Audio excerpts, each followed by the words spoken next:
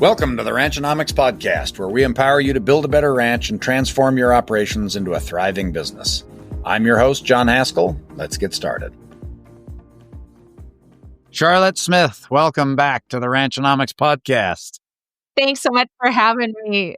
You're very welcome. Well, for the rest of you, Charlotte is recording this episode a second time because our first attempt, somehow the audio got all garbled up and we are doing this again. So we've had a chance to rehearse. We've had a few months off from each other, and now we get to do it again. So this is a follow-up to an episode we did I think 2 months ago even, about marketing. And Charlotte is a marketing and mindset coach. And we're going to jump into the mindset part this time. We will probably talk a little more about marketing also, but we're going to focus on mindset. So glad to have you back. Thank you for being patient with us and being willing to do this twice. No problem. Tech things happen all the time. It's expected. Happy to be here. Part of the deal. Well, let's jump right into it. Let's talk about mindset. Everybody talks about it. We hear that word all over the place. You talk about it a lot. I talk about it a lot. What is it? Mindset is a thought. That's it. It's your thought. And it could be a belief. Thoughts and beliefs are the same thing. It's just a belief is a thought you think over and over again. So your mindset about something is just usually very automatic. It's default. So it's whatever you think about something that's kind of on default. Yep, I love it. How does our mindset affect our business operation? How does it affect marketing, for example? How does it play out in the real world? It affects everything because your mindset or thoughts, neuroscience shows us, thoughts create feelings and feelings drive all actions. So how it affects your business is, in my case, I will teach someone how to do a marketing email and then they'll say, oh, but I don't want to bother people, and they won't send their marketing email and they won't make money. And eventually they give up and go out of business. And it's not because they didn't know how to do marketing. It was their mindset. Their mindset was not serving them, not helpful. It was the exact opposite of what you need to be successful. So I learned early on when I was teaching marketing that if I did not coach their mindset too, they would never follow through on the things that move them ahead in their business. This applies to everything, any business and your personal life, whatever's going on. If you don't like the results you're creating, it's how you're thinking about it. It's your mindset. Good. And I want to, when we talk about mindset as a thought and what it is, I want to distinguish that. You kind of just did this from what you know, because there are often times where we know things and yet our mindset is almost contradictory to that, right? Yes. I like to ask myself, is this mindset serving me? Is it useful, or is it holding me back? And I can't send this marketing sales email because I'm going to bother people. That's an unuseful, non-productive mindset. Unless you really are a pest, right? I mean, come on. Totally kidding. Well, then they can unsubscribe. That's right. Which is another mindset. Like if you have the thought, if they don't like what I am sending them about my products, they can unsubscribe from my email list. That is a useful mindset. So see how it penetrates everything we do in our businesses. Yep. Very good. So again, let's talk a little more about the link between, marketing and mindset and maybe the path that got you into that. Because as you've mentioned, if your mindset is bad, your marketing isn't going to work. I think for me, I see marketing and sales as two parts of business that are almost most susceptible to mindset, because you're kind of putting yourself out there, right? If I'm selling my services or my products or, whatever, it's pretty personal, right? And that's where all of the potential negative internal thoughts that we have really have a big impact, right? Yeah, absolutely. Yeah, if you have to show up in someone's email inbox 5 days in a row and your mindset is, oh, they're not going to like it. They might hate me. They might judge me, which is pretty natural. We're wired for survival, not success. So our mindset is always going to default to the negative. Yes, it can be an ongoing challenge. Yep. Love it. What are some ways we can manage our mindset? How can we impact our mindset?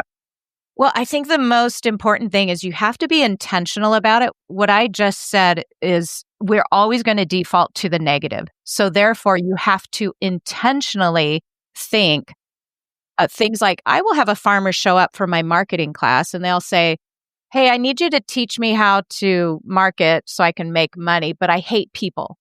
Mm-hmm. Believe it or not, that's a mindset. It's not a fact. Right. And so that's an example of if we don't address that first, that I hate people and that's just a thought, and we got to shift that thought first. So we've got to work on intentionally thinking something else. Like, why do you hate people? And we can work towards that, or things I call ladder thoughts, or like a ladder mindset where we can work our way towards something we really believe. Yeah, very good. And oftentimes you mention the intentionality. It is literally just the idea of sitting down and thinking about our thoughts, right? That has a big impact. Yeah, it could be waking up in the morning and realizing today's my day to write my marketing email. What am I thinking? I don't have time. Okay, that's not going to be useful. What 5 things can I think instead that are going to help me feel motivated to sit down and write this email? Oh, my farm is here to serve my community. People tell me all the time they love my stuff. 3 people last week said they loved my email and were so happy that I'm sending them out. I'm creating a great legacy with this farm. So of course I want to send my email. So I will just tell them, take 5-10 minutes before it's time to do your marketing and think about useful, productive thoughts like that. And you will feel motivated to do the thing you didn't want to do before. So the intentionality, that's kind of what differentiates those who have success and follow through and those who don't. Because if you don't sit down and plan how you're going to think before you have to execute the thing on your to-do list, for instance, you'll always default to the negative. And that's when you start procrastinating. I'll do it tomorrow, because your thought is, I don't really want to do it right now. Right. I don't really want to do it ever, but I'm willing to tell myself I'll do it tomorrow to get myself out of it today. Yeah. Procrastination. Yeah. Yeah. I don't meet anybody that says they have enough good what-be meetings. Most of us don't spend enough time working on the business. At ranching.fyi, we've developed the Meet Right course to help you be effective with daily meetings, weekly meetings, and quarterly and annual strategic meetings. Look up ranching.fyi, Meet Right. Very good. Let's talk about the link between language and mindset. Do you believe there's a link there? Well, language is, I think, exactly what we're talking about. Your thoughts, the words we use are our thoughts. So yes, absolutely. And you have to be careful, because your negative mindset or your unproductive or unuseful mindset will show up in your language if you're not aware. So it's interesting. People think you can read their mind or something, but you're not reading their mind. They're thinking, I hate people. And then their body language shows it. And you can tell that. They'll tell you if you're listening, kind of thing, right? So if your mindset is, I have to sell all of these pigs right now, or I will not be able to make my payment, and therefore I'm really scared we'll go under. And then you try to write a marketing email from that very unuseful mindset, it will show up in the language in your email and it will repel people, for instance. So that's another reason you have to be thinking useful thoughts, or it will show up in your language or your words, your body language, all that. All of the above, right? Was this ever something that you struggled with personally? Oh my gosh. Yes, it's why I do what I do. Awesome. Well, let's talk about that if you don't mind. Well, sure. I think this goes back to our original conversation when I just did a short intro about how I got started. My family farm went bankrupt when I was a teenager. And it was 4 years of being in a small community of humiliation and shame and embarrassment. We owed people money. I watched everything be sold out from under us except the clothes on our back. We lost our house that I grew up in, everything.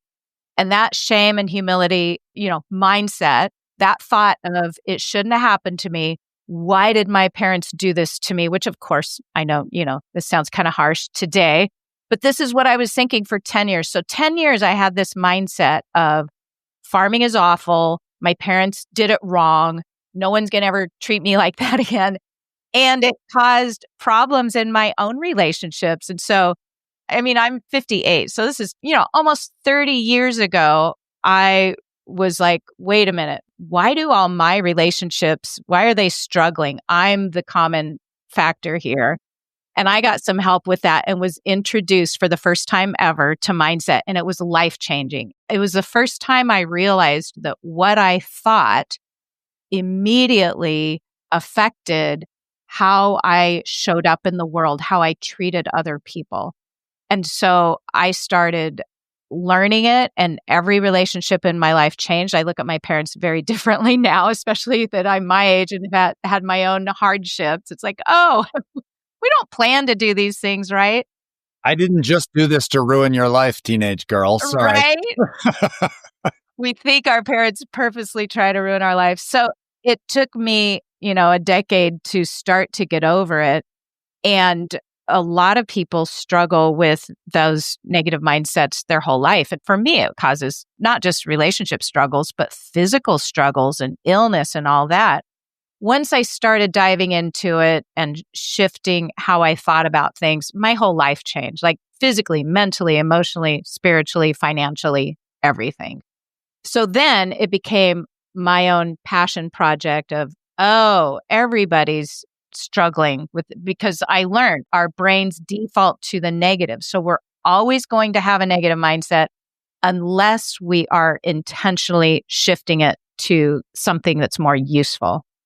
Right. That's spectacular. The connection you talk about between mindset impacting all of these things, it's interesting you talk about your family's finances and how they connected to relationship and that sort of thing. That is one of the main reasons we are largely in the finance business, is because it turns out to be one of those things that has incredible impact over and over again, right? There are literally people that make bad financial decisions or get themselves in situations, maybe they don't even make bad financial situations, but they have bad results and do things like get divorced, right? Commit suicide, like have terrible health issues that come from those, suffer depression. Like there's a whole list of things that are connected to finances. And when we see the opportunity, and our team really feels strongly about this, we see the opportunity to help people with their finances. It's not just about making more money and that sort of thing. But again, those connections to relationships and all that other, they are very deep, right? Those things are very personal. Yeah. And people in my marketing training, they never realize it until they're in it. And they're like, oh, I had no idea. This is like therapy. And it's not. I'm not a therapist. It's Same. not like, but I know for a fact that same is true for you. I'm sure when we are coaching our clients on mindset around you money or me marketing, which ends up being money too in my area, then. So again, this connection of when you are coaching people through that, a lot of personal stuff comes up, right? Yeah. So then they're like, oh, I thought I was just going to learn marketing. I thought I was just going to learn how to make money. Why are we going deep into, that my parents went bankrupt 20 years ago? Because that's what's keeping you stuck. We have to look at that differently. And speaking to finances, I will have farmers tell me all the time, like, oh, I'm terrible with money. Well, just that simple mindset shift, that terrible with money mindset is going to keep them broke and stuck not making money. And once they shift to, I'm learning how to make money, or I'm learning how to manage my money better, I'm learning how to keep my farm books better. Just that simple thought, listeners might think, oh, it can't be that simple. It truly is that simple. We'll shift them to start taking actions in the area that makes them way more successful. And they start making more money. Right. That's exactly right. We talked to a guy just a few weeks ago, Josh Kirpan, who's a business coach, helps people more with kind of the personal development side of being better at business. And he talked a lot about be careful of the goals you set, right? And I've had the same experience. Like if I write down a goal, it tends to come true before too long.